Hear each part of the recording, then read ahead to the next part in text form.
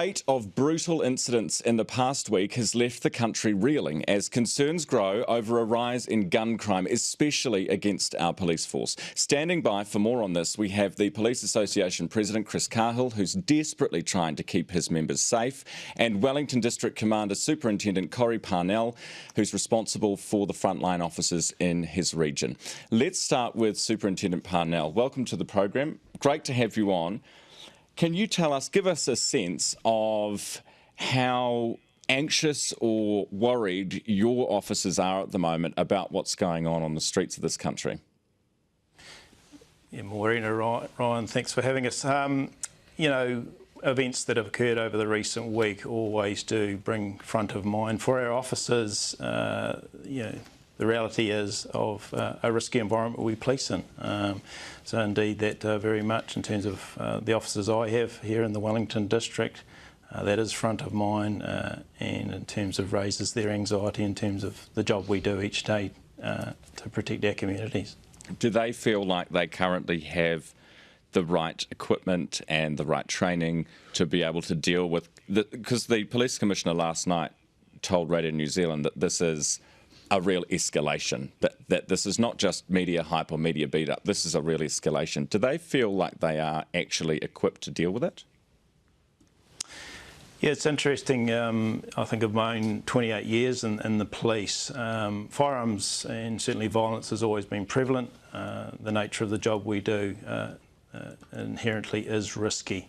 What has changed, however, is the prevalence of our motivated offenders, not only to use weapon systems or firearms against each other, but indeed against law enforcement. Does it worry you? I mean, we look at that case of last week, and although it wasn't against a police officer, that somebody carjacked two people on a busy motorway in this country and held a gun to an innocent stranger's head. I mean, that doesn't feel like New Zealand to me. Does that sort of stuff, even after 28 years, shock you? Oh, very much so. And it's, I'd have to say there's not a district commander in the country, and indeed our own commissioner and leadership of this organisation that doesn't concern them overnight. Even in my own city here of Wellington, we've had a high-end incident where a motivated offender has tried to ram our officers. They've had to try and de-escalate and deal with that successfully there. That's been a positive outcome for our people, and we were able to use a police dog. But keeping our people safe to go about their work every day is front of mind for us, and always a concern. So what are you going to do about that concern? Yeah, so we're constantly looking in terms of the environment we operate in and enabling our officers in terms of the tools they have to do their job. I reflect back to when I started in the job. You were issued with a pair of handcuffs and a wooden baton and a radio. So over time we've evolved. With this district here, we've just rolled out our body armour. Our officers now have a whole suite of tactical options available to them, in terms of tasers and sprays, firearms systems, handcuffs, and quite a globally advanced digital radio network and mobility devices. All of this goes part way in terms of enabling them to do their job. In addition to that, since February this year, we've implemented further training programs for our people in terms of part of our frontline safety improvement program. So we're constantly assessing that environment and fundamentally always looking to ultimately keep our people safe in terms of the job they do. Are you doing anything specifically in relation to the recent increase in violence? Is there anything in the works for officers to give them peace of mind that something else might be coming? So at the present moment, part of the firearms safety improvement program nationally, we're engaging with our people. Within my own district, we're engaging with our people daily. This is regular topic in terms of our frontline lineup, briefing them in terms of the environment they're policing in. What are they asking for, Superintendent? What are they asking? Are they asking for guns? Are they asking to be armed? There's a mixed conversation amongst our people. Reality is our people have readily accessible firearm systems within the vehicles. They go about their duties each day. So Yes, while some officers will ask in terms of firearms presence on their person every other day, we consider that every time that comes up, and certainly if the need arises, then those weapons are available to our staff. All right. Well, thank you very much for that, Corrie Parnell, Wellington District Commander. Great to have you on the program this morning. It's just gone 18 minutes after 7. I want to give viewers and listeners a sense of what's going on and the sort of incidents that have struck in recent weeks. Have a watch. 2 police shootings in less than 24 hours have left 1 man dead and another injured. A South Auckland community is shaken after a shooting took place on a usually peaceful street overnight.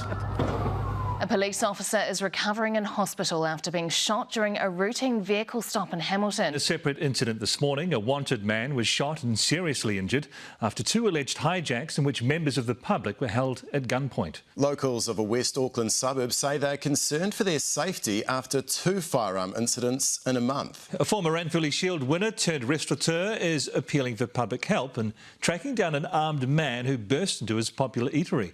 The invasion comes just 2 weeks after a dairy owner in South Auckland was shot in the leg. The Police Association president says a growing number of criminals are carrying firearms and that the public need to be more vigilant. He joins us now from Wellington. Chris Cahill, great to have you on the show as always. What do you put this down to?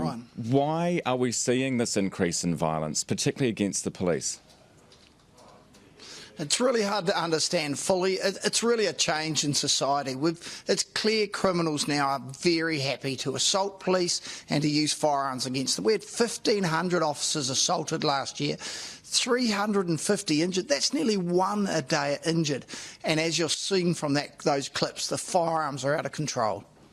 Is the reason that the criminals are feeling more emboldened anything to do with government policy, anything to do with a change in attitudes to the police, or is it drugs and is it, the gangs, the infiltration of those Australian 501 deportees to our gangs that's doing it?